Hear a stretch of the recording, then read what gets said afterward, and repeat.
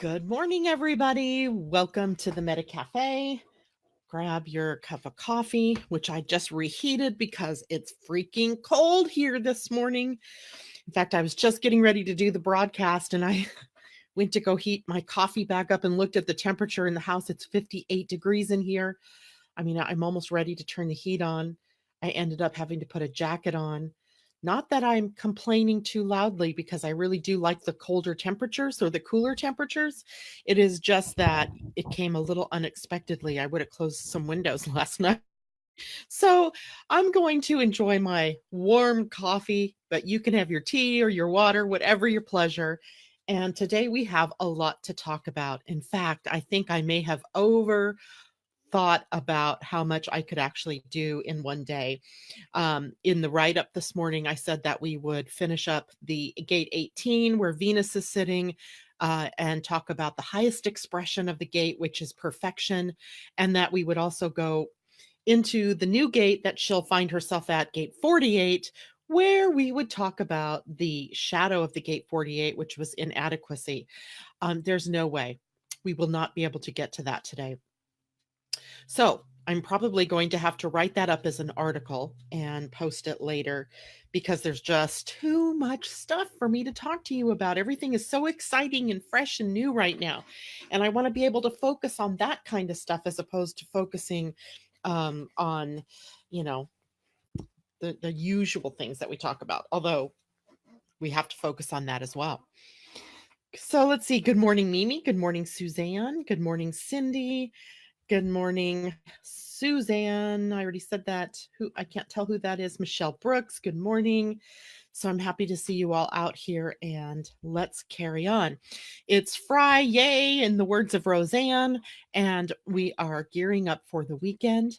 And so let's take a look at the days of the weekend and what can we expect energetically from them.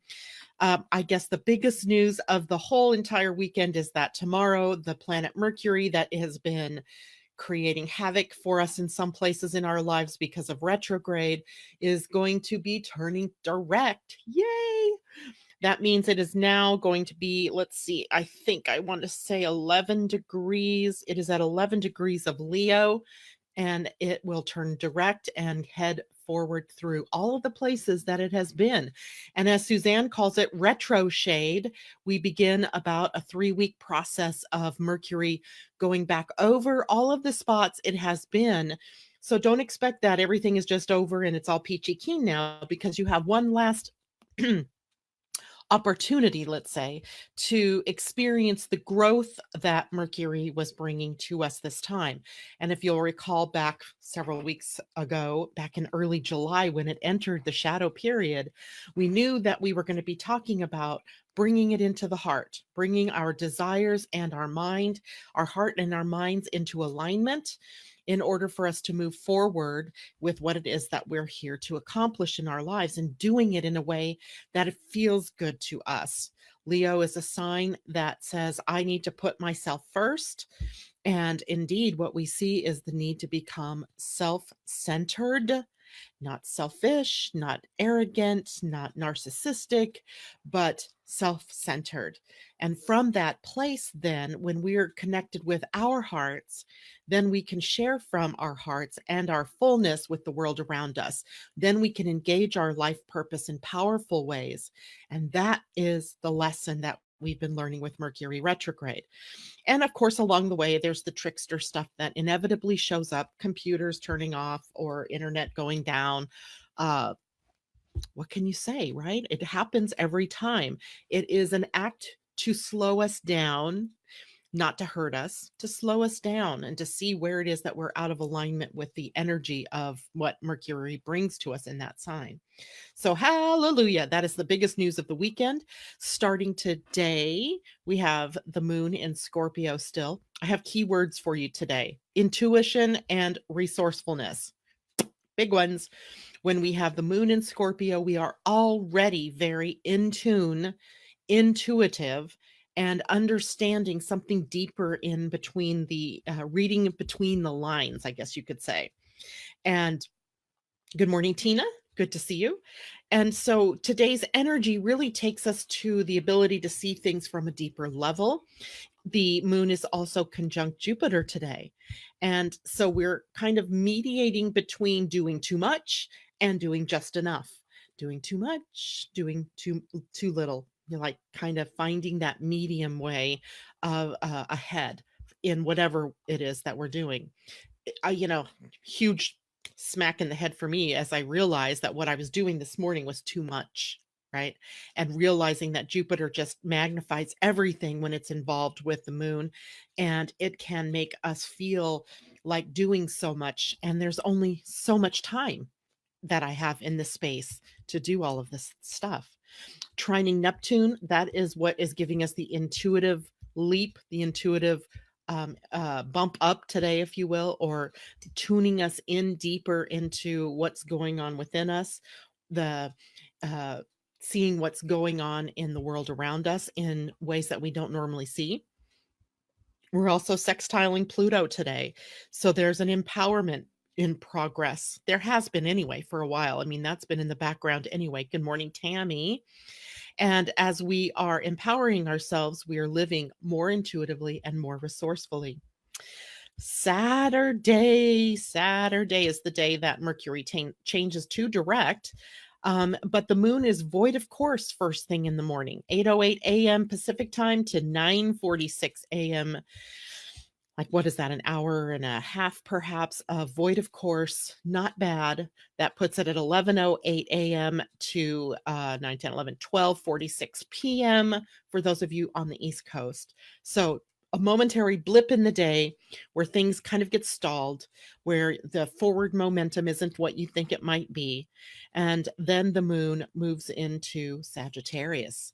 And that gives us a different flavor for the weekend, takes us out of the more deeply passionate energies of Scorpio, the deeply intuitive, intense energies of Scorpio, and into the more adventurous energies of Sagittarius, the more truth oriented and quest seeking energies of Sagittarius. And this is a good thing. My grandson tomorrow has his first football jamboree, 3 games they're playing in the afternoon. So after the void of course and firmly in the energy of Sagittarius, it ought to be a really good showing. So I like that. Let's see. Tomorrow there is Mercury moving direct, but at the same time, Mercury will be in a favorable relationship, a sextile, 60 degrees with Venus. And this gives us some really good energy about talking about our real feelings, talking about in maybe embracing more of that communication within our relationships, and how do we make deeper, longer lasting connections with one another. And that happens throughout the day tomorrow, or yeah, tomorrow, Saturday. Tomorrow the moon in Sagittarius by this time begins to challenge the sun as we come to the first square between the moon and the sun. After the new moon, you have the first challenge point called the crisis point, or the crisis of action. You know, I was thinking about this morning. I woke up probably about 5:30, and I was, you know, just still half asleep, but thinking about the day, thinking about what's going on in my life, my business, my personal life. And I began this. I had set some pretty powerful intentions. I thought they were powerful, and they are. Everybody's intentions are powerful. And with this new moon, with the eclipse, and I woke up with some of the old thoughts in my head about why I can't have that, or what's showing up that isn't what it is that I'm trying to create. And I was able to very quickly realize what I was doing. I was, you know, at that crisis point in probably in my own personal moon, where I was faced with, what are you going to do about it? That's the question. What are you going to do about it? Are you going to succumb to the old tapes that are running in your subconscious mind and the unconscious patterns and give up on yourself? Or are you going to choose a new pathway forward that is in alignment with what you intended? And that's the choice that we're coming to as we get into tomorrow. The moon is also sextiling Mars tomorrow. That even deepens the crisis of action that we are faced with in as it relates to the intentions that we that we set last week. And with Mars involved, we want no drama. There's a penchant for drama and conflict when the moon is in a relationship with Mars. And we don't want that. We don't need that. We don't need the trauma. We don't need the drama. We don't need the conflict or the confrontation. We want a peaceful way forward, and we want the action to be in alignment with our higher selves. We want to be able to have a solution to that crisis of action. And the solution is to go back to your intention. Go back to what was that intention, and to stick with that intention, irregardless of what the outer world looks like. The outer world just hasn't caught up yet, but it will. It will catch up unless you go backwards and keep yourself in the lower frequency energy of what you didn't want, as opposed to keeping your mind and your forward momentum on what you do want, right? That's always our dilemma, is that it's so easy to look at the outer world and go, yeah, well, that ain't happening, and give up on ourselves. No, no, no. That is your crisis point for the weekend. Do not give up on yourselves or on your intentions or what it was that you chose to create. And there's another reason for that I want to talk about in just a minute. Let me finish up with this and I'll go launching into that. On Sunday, we have a great day. Moon is still in Sagittarius, but that day, remember, I think it was in July, maybe late June and early July, we had a grand water trine. And in that was Jupiter and Neptune and the moon in Cancer. And we had this ease and flow of abundant energy just flowing through our lives. Well, we get a bit of a reprisal of that energy on Sunday with Jupiter trine Neptune still in water signs. Now, there isn't anything in Cancer to make it a grand water trine, but we do have this trine energy between Jupiter and Neptune, making it very clear of if we can let go of some of the nebulous BS that goes on in our heads, then Jupiter will reveal the path forward for us. The moon is also in a trine with Mercury that day. We may be able to see what the emotional component is in our mind that's keeping us from getting where we want to go. The moon is also trining Venus and squaring Neptune that day. We have direct access to our intuition. We still have that left over from Saturday. So looking deeply, don't fear going into and looking for the real truth about what is happening in your life. To me, this is a great weekend. It bodes well. The sign Sagittarius gives us some, happy, fun, go lucky energy during the weekend. By the way, Jupiter is the planet that rules the sign of Sagittarius, and that means Lady Luck is on our side this weekend. Maybe buy a lottery ticket on Sunday. I don't know. You do what's right for you. Use your intuition about that. Now, today is also a lot of activity that day. In your personal life or in the sky? Which do you mean, Suzanne? And let's see, I'll take a look at comments really quickly. Suzanne, yes, after yesterday, hallelujah, yesterday. Tina, yesterday was amazing. Mimi, phew, happy to change even a wee bit regarding Mercury. Me too, sweetheart, me too. And by the way, if my internet does do what it's done the last 2 days and dump me off, just hang out because I now know exactly how to get back in. I did restart my router this morning, so hopefully we won't have that issue. But if we do, hang with me. Tammy Zeckman, don't know how those laughing faces happened. I'm feeling the inadequacy shadow hard. Yeah. Yep. And Suzanne, a lot of activity that day. The sky. What she's saying is a lot of activity in the sky over the weekend. Absolutely. Now, Mercury, any planet, by the way, when it changes direction, it doesn't like all of a sudden just start going in that direction. It kind of hangs for a minute. It's like coming to a stop sign. And, when you get ready to put your foot on the gas and go, it takes some time to get up to speed. That's what a planet does. It comes to a stop, hangs there for a moment while it's in the process of changing directions. Now, literally, it is not changing directions. So that is not, that is a metaphorical example of what I'm talking about, not literally, because these planets aren't stopping and then going into new directions. It's just from our perspective here on Earth, it looks like that's what's happening. So don't expect that everything, Mercury is going to change right away. And don't expect everything to smooth out right away. It takes some time, some effort for that planet to actually make that transition into forward motion.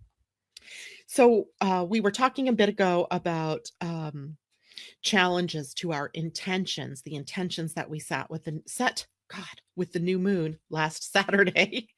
And I do know the English language. I was raised with the English language. Somehow it fails me on some days.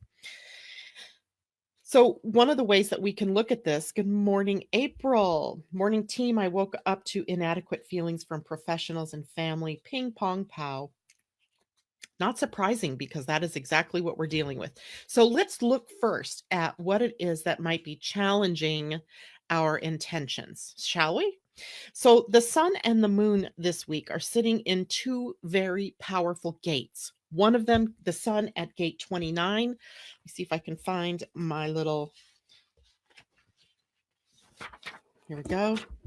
The sun sitting at gate 29 down here on the sacral, reaching up toward the identity center, right? Reaching up that way. So gate 29 is called the gate of commitment. And unfortunately, it is the gate of saying yes.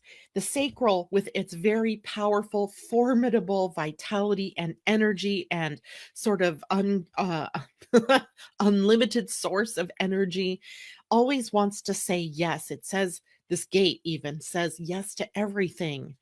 But is that correct for you? And probably it isn't. So in this gate, what we see is that commitment that we made to saying yes turns into half-heartedness. The shadow in this gate is half-heartedness. So if you set an intention and all things were yes, what you may be feeling when you get into this week is your half-hearted commitment to doing it. Right? It's great that we want to set intentions, and it's great that we have these powerful intentions. And it becomes very easy at this point in the square between the moon and the sun to give up on that intention because maybe we said yes to the wrong thing, or our commitment is not completely there. If you have a half-hearted commitment to something, to yourself, to your healing, to your growth, to your evolution, to your business, to your relationships, to your money, whatever it is that you set the intention for, then half-heartedness is going to become smack dab in your face this week. And that purpose then is for us to become committed to the correct things. So you may have to reevaluate in this time, right? The crisis of action gives you some time perhaps to reevaluate what steps you take from here. And it's interesting because the highest expression, the Siddhi, the Siddhic state in this gate is devotion. Devotion. What are you devoted to? Right? A lot of times I think we're only half-heartedly devoted to ourselves, to our experience of all the good things in this life. And if that's part of your experience, you've got to work to clear that. You've got to work to clear it. Literally working to clear it can also help you with that Venus at gate 48 this week, triggering our inadequacy, right? Triggering inadequacy. Let me see.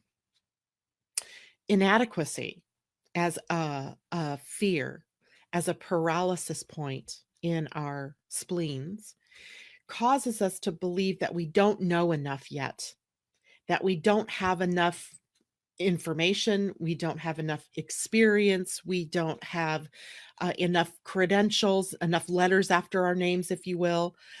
We don't have the smarts, the chutzpah, the whatever it is that we need. We don't have the right tools. And so we put off to tomorrow what we don't want to face today. And it is always based in inadequacy, a lie, if you will, of the spleen that keeps you in survival mode instead of thriving and flourishing.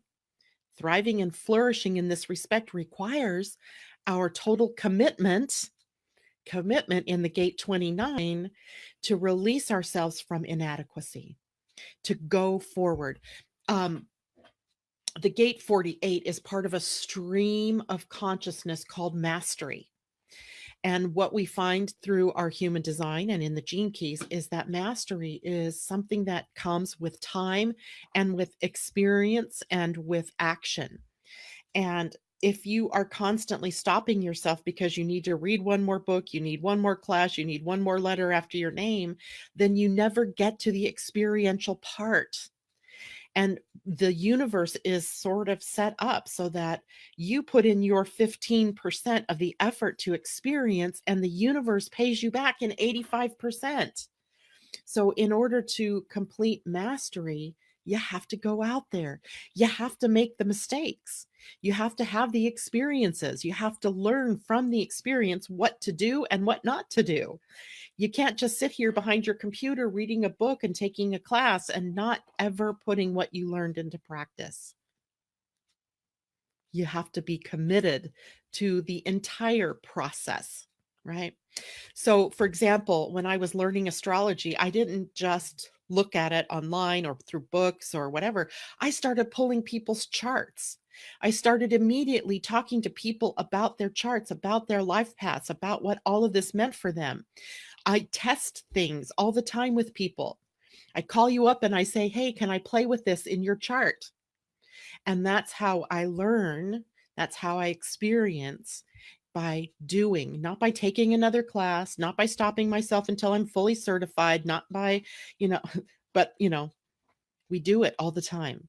And so, caught up with us this week is that energy of the sun calling us to commitment, but the shadow is half-heartedness, half-hearted commitment to something, right? And that will take us out of that energy quicker than anything. It will let us give up on ourselves, in combination with the gate 48, and not see ourselves through. So let's take a look here at some of the comments. I see people here. Good morning, Lisa. I see you out there.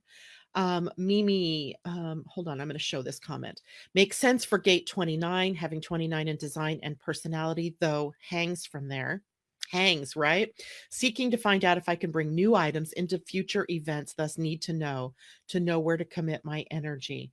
And both in Pluto. So what you're saying, Mimi, is that your gate 29s hang and it's Pluto that sits there. Pluto in our human designs tells us what our path to empowerment is. Sorry, I didn't mean to re-put that up there. So our path to empowerment, and it is your empowerment toward the collective, not just you as an individual.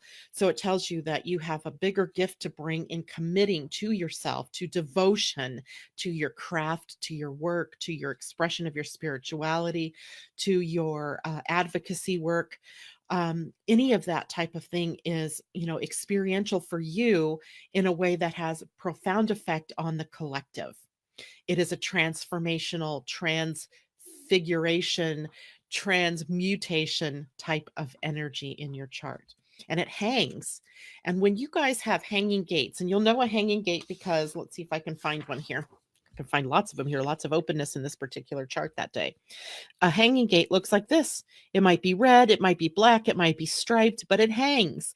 Hangs means it doesn't connect to another center. Like you see this channel, right? These gates connect to one another. That forms a channel. When a gate doesn't form a channel, it's hanging. And it becomes a spot in your chart where you will be electromagnetically attracted to people who have the opposite end. And at the opposite end, you guys come together and it creates then a connection.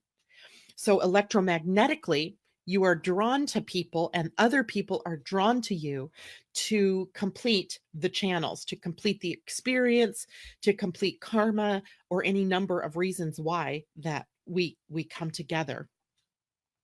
In the movie, can't remember the movie. Well, I had the movie, now I don't remember, but Tom Cruise in the movie says, "You complete me." And in a real way, all of the time, we are completing one another. And that is how it is that we learn, right? That's how we become mirrors for one another, because people are always completing our channels and our circuits. And we haven't even talked about the whole of a circuit in human design. Unless you've been through coaching with me, you probably aren't even familiar with that term, but we have circuits within our human design that get completed also by other people. It's why we can't live in a vacuum. It is why we are social creatures, because in order to complete our missions here on the planet, to complete our evolution and our growth, we have to have other people, right? Other people complete us. It's interesting, isn't it? And sometimes that electromagnetic attraction, well, I'm not even going to say sometimes, it is always out of your control, because you could be out in the world and you have no idea what's going on. When we talk about relationships, when we talk about, when women or men are looking for their significant others, and they get all dolled up, we do our hair, we put our makeup on, we dress to the nines, out, and we expect, that we're going to find a mate, or we're going to find, someone that we can connect with, and then it doesn't happen. We're very disappointed. But what you have to understand is those people there were not your people. There wasn't a connection to be made there, and it's not personal. But net, how many times have we experienced, we go out to the grocery store and we're looking like the worst frump in the world, and we meet the guy of our dreams? It's because the electromagnetics are at play. There isn't anything that you can force on yourself or force to happen. It happens purely electromagnetically. And the best thing that you can do is put yourself out there in the world with people and just be open to letting the connections happen, because you can't force the connections. That's something we learned through human design too, that the electromagnetic effect of our attracting to one another is totally and completely out of our hands, except to say that we can put ourselves out there with the people of like mind. So, for example, if you're looking for the man of your dreams, and that includes someone who is, not who is someone that is uh clean living, right? Doesn't smoke, drink, or have drink to excess or smoke, or lives a good, physical, healthy lifestyle, you're not going to find that person in a bar, most likely. You probably need to put yourself in the gym, or in, a class that is designed to be about health. So, we can do some things to help ourselves, but we also don't always think about, putting ourselves in the social circle of the people that could really help us, or, be the ones that can complete the channel. Okay. And there's so much more to it. I mean, that was so not my intention to break into that particular energy, because there's so much more to it than just that. We can just scratch the surface here in this time. Let's see what people are saying. Gail, good morning, joining late. Carrie, good morning, Carrie. I don't know that I've seen you out there before. Welcome, and thank you for joining us. I love that explanation, the electromagnetic attraction to one another. Yes, it is a wow, and that is exactly what happens. So thank you for joining us and being here. So let's go on to where the earth is this week, because remember, the sun, when we're talking about the sun and the earth, the sun is the ego energy, the powerful energy that we can be bringing in, and through the earth, we ground it. We ground it into our bodies, we ground it into the planet, we ground it into our experience, and the earth will be sitting at the gate of desire. Desire happens to be the shadow. The expression of the gift is lightness. And in the highest expression of gate 30, we have rapture.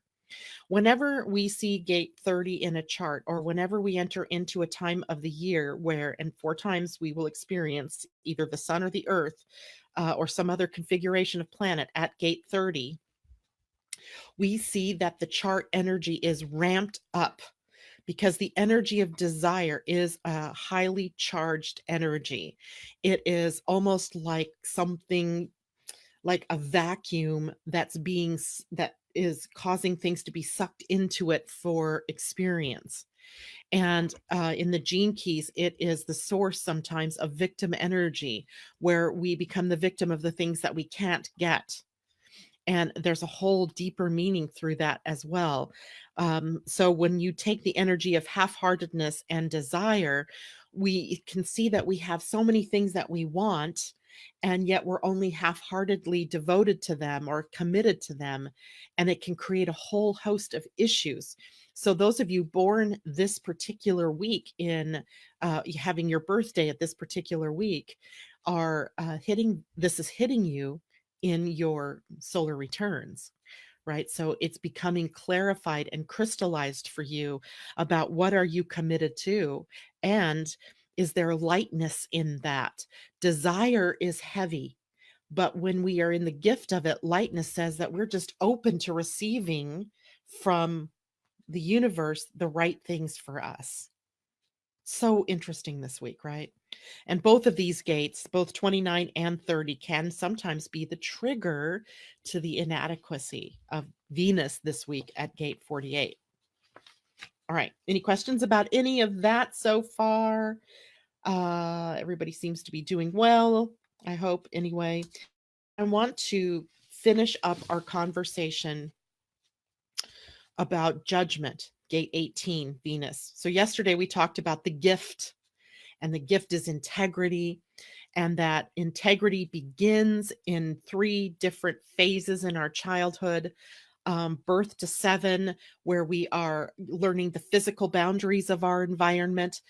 7 to 14, where we're learning about the emotional boundaries in our environment. And 14 to 21, where we solidify the mental development. And that is often where we end up with a victim mindset, depending on the relative consciousness of our parents. And again, I'm not saying this as a way for you to blame your parents for where you find yourself mentally right now, because the parents just happen to hold the key to that experience that you have in terms of your mental, emotional, and physical boundaries. And we find that any problem that you encountered in each of those levels throughout your lifetime are repeated in your adult life, and also repeated in each subsequent cycle for you to be able to look at and heal. Integrity, then, the definition was the ability to hold your own space without reacting to your judgments or your self judgments or the judgments of others. All right. And if the 18th gene key or 18th gate was prominent in your chart, then you were probably seeing recurring patterns in your life of wounding that are relatable backwards to those 3 levels of maturity that you were going through. And that the answer to a lot of this is to maintain a high standard in all you do to help others, the courage to judge from your heart and not from your head, and to serve the whole in the spirit of truth and compassion, and not from a place of judgment. So that takes us to the Siddhi. The Siddhi is Siddhi is a Sanskrit word. It just means the highest expression of. So it's an archetype. Remember when we had Rebecca Eigen on here, she was talking to us about the archetypes, Jungian archetypes, and how the shadow is an archetype. Well, the Siddhic state is also an archetype. And in this one, we're dealing with perfection. How do we heal our mental anguish? That is where we find ourselves on the search for perfection. And mental anguish leads us to tireless, compassionate service to others to complete that vision of perfection. And perfection, the gene keys are really very interesting when you start to contemplate them, because even Richard Rudd, the author, will tell you there are so many paradoxes that become apparent, conundrums, we call them sometimes in human design, that are apparent in our human evolution. And here we have a giant one. The giant conundrum or paradox, if you will, could be called divine dissatisfaction. And that is, the more good you do in the world, the more the realization is that there's so much more to do, right? There's so much more that you could do. And so here what we find is ourselves aiming for the highest ideals, perfection, not for the self, but for the world, right? Perfection for the world, using your judgment to challenge the fabric of reality itself. questioning everything, keeping your aim true. How fun that we're going to be moving into Sagittarius, and that's the sign, the moon in Sagittarius, about the aiming at the galactic center, being able to download the truths, right? So keeping your aim true releases the mind, and everything perfect blossoms within you, and then you find that you're able to affect the world in very powerful ways. Another paradox in this concept of perfection, we're going to be dealing with paradoxes today, is this. And a paradox, by the way, is a seemingly, that's two different things that are seemingly in opposition to one another. A paradox, if this is true and this is true, they seem mutually exclusive, right? Perfection doesn't seem like it would be dissatisfaction, but there it is, right? It's how we balance that paradox, how we use that energy to move forward in our lives. So another paradox is that perfection is equally, roughly equivalent to the death of the mind, and a death implies an ending. Perfection then is equivalent to evolution's end, right? That's, if we look at the bigger picture of perfection, we see that there is no need to evolve any further. But this 18th Siddhic state is the source of the Bodhisattva's vow. How many of you know what a bodhisattva is? You might have heard the term, but you may not know exactly what it is. But here's the Bodhisattva's vow. It is a being who forgoes his or her highest state of consciousness in order to stay in the world and help others attain the highest state.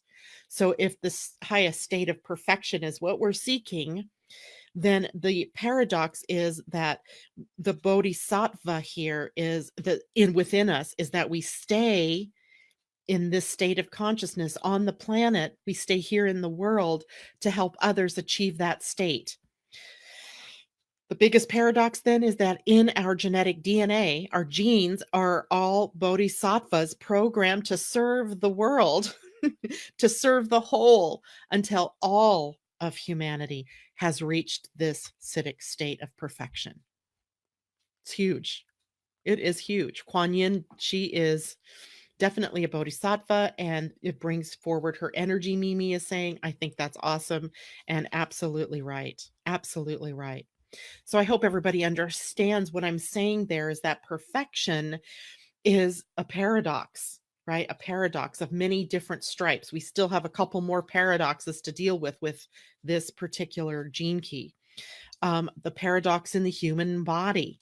The 18th gene key is designed to ensure the body's complete and utter health by constantly challenging our environment. Remember, yesterday we talked about integrity, and that integrity in the human body was about keeping its strength, its tensile strength, talking about the various connections and so forth. But it also has a connection to our immune system. Your immune system is cued to recognize invaders, if you will, germs, bacterias, fungus, etc., and mount an attack, if you will, on that, and to stop it from taking any more negative action in your body. It is challenging constantly. The body and the environment are constantly being challenged to come into an alignment with higher principles, and the higher principle here is about complete health. But true physical health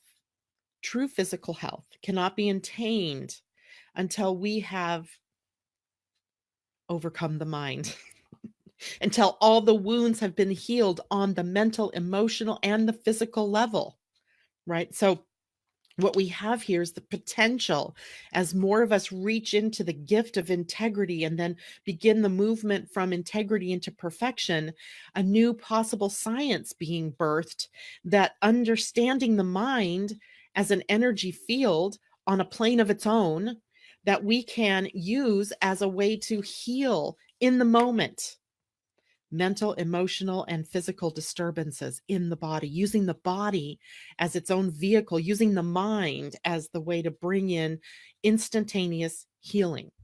Even deep psychic pain and wounding like madness or schizophrenia or, some of those, I don't know, all of those major diseases that we think of or disturbances from the psyche can be healed instantly because the knowledge of how to bring perfection into the world is a part of the mind coming into alignment, right? Another paradox with this idea of perfection is that tirelessly working to bring service to humanity, but also knowing that the experience in the spiritual realm is that everything in this moment is perfect exactly as it is. I kind of let that cat out of the bag a little bit yesterday when I said that it can't be anything but what it is right now because we're in the now moment. So the spiritual concept of perfection is that it is in this moment perfect. It doesn't mean that we don't aspire to serve in a bigger way, to serve in a more compassionate way. It doesn't mean that we stop where we are. It just means that no matter where we are in this moment, it's perfect. It can't be anything but that. So perfection exists within the realm of timelessness, beyond space and time, because it is the end of evolution. It is signaling the beginning of our universalness, our unity consciousness, our universal oneness, the universal oneness of all life. Herein is the most beautiful, wonderful energy in this particular gene key. The idea of perfection being both something that is beyond time and space, that is also a choice that we are making as we release judgment and we move into integrity, into service of the whole, and that it signals the beginning of a completely healed human. A completely healed human is one without wounds. There are no more wounds in the mental, the emotional, or the physical realms. And that is the end of that particular gene key. That's powerful. There's a lot to it. Um, Funny because, in a way, in my own beingness, as I'm working through this energy, it makes me almost feel inadequate to the task. Inadequate to the task of bringing perfection, of being in perfection. And I think that's something for all of us to look at as now Venus changes and puts her attention on inadequacy. Isn't that almost humorous? Divine comedy. So I want to go on. I want to go on, but that is so much already for us. Let's tell me how you guys are feeling about all of this. Are you feeling overwhelmed? Good morning, Cindy. We said good morning to you earlier because I could see that you were out there, but I don't know if you were actually seeing us yet, but we could see you. Isn't that weird? Mimi brings Kuan Yin energy forward. Okay, these are comments I've already seen. So I think I'm going to leave it there for everyone today because there's a lot of energy that we worked through here. If you have any questions, please let me know, right? Send me questions. You can post them in the chat. You can send them to me on Messenger. Living Astrology has a messenger. You could send them to me via email. And here, let me put my coffee down since I can't drink and talk. I don't even know why I have my coffee in my hand. I even heat it up before I come on live so that it's warm for me to drink, but I don't drink because I'm talking. So I'm going to put here what my email is. It's not my email.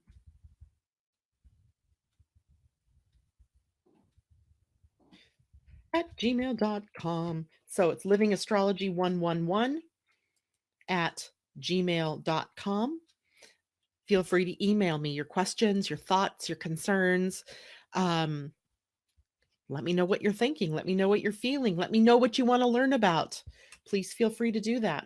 And if you are, yesterday I posted on my Living Astrology Facebook page the link to get your Gene Keys hologenetic profile. A couple people talked to me later and said that they did that and then the page was blank. the profile pops up immediately once you do it. So it's not like you have to wait for it. If it isn't popping up, it's probably because of your browser settings. So you may want to take a look at that or use a different browser. I used Chrome and it popped up immediately for me. My friend Tom was using Firefox, I think it was, and it wasn't working. If you absolutely cannot get it to work, let me know because I can put it in there for you and just email you the PDF of it which is what I eventually did for Tom. So don't despair if you couldn't get it to pop up and do what you thought it should do. Let me know. I'll be happy to work through that with you. And it's important that hologenetic profile gives you access to the gene keys that you personally are dealing with from those three levels: the physical, the mental, and emotional, physical, emotional, and mental. And also gives you the gestation, the gene key that was active during the 9 months gestation, that you were picking up all of this information. You were being seeded with the ancestral lineage, with the genetic code of your ancestors, and as a way to tap into information and as a way for you to work through whatever it is ancestrally that you were coming here to take care of. Suzanne says it worked for her. Good. Natasha, one step at a time leads us on the journey in our life. Trust your steps that lead down the path. Absolutely. Carrie, thank you for this. And thank you, Laura G. Morrison, for tagging me here. Love it. Keep tagging one another. This is too funny. I took my grandson to the doctor yesterday. I was on grandma duty yesterday afternoon. And he's, kids, I love the kids, right? He's 13. And, they know so much. So I started picking his brain about YouTube because I said, you know what? This is really kind of funny. I have 60 subscribers on YouTube. So why am I taking and doing all of this? He goes, Grandma, you can't have only 60 subscribers because when I Google this, I get, all of these different videos you've done. And I said, yeah, but I can't figure out the key to YouTube. So he hysterically sat there telling me all of these things as we're sitting in traffic trying to get back from Seattle to where we live up here in the north. And so I had a YouTube lesson yesterday. So David, thank you so much. I don't know that you ever watch what Grandma does, but if you do, thank you so much. He said, you and I are going to have to get together and I'll give you YouTube lessons. Gotta love the kids, right? Because they're masters at technology where the rest of us are just trying to catch up. I'm always trying to play catch up when it comes to social medias. But you can absolutely go to Living Astrology's YouTube channel and subscribe so that when I do videos, you get notice of them. If you're here live in the morning, you don't have to worry about it because I take this and I turn it into a video that then gets loaded up to YouTube. But there are other videos on there that you might be able to look at and enjoy. So there's my plug for myself because that's the number one thing that I'm really bad at is plugging myself. So there you have it. I'm getting over my inadequacy here. In the meantime, I hope everybody has a wonderful weekend. Make it a wonderful weekend, right? You have a choice to make this a wonderful weekend. Carrie says, P.S. I'm in Vancouver, Washington. Nice. I just passed through there the other day, twice, on my way down to Oregon and then on my way home from Oregon, all in one day. And thank you for joining us. I love you all. Take care. Have a wonderful weekend, and I'll see you bright and early Monday morning. Be looking for an article, if I can get time to do it, on more information about inadequacy in the gate 48 with Venus. All right, everyone. Bye for now.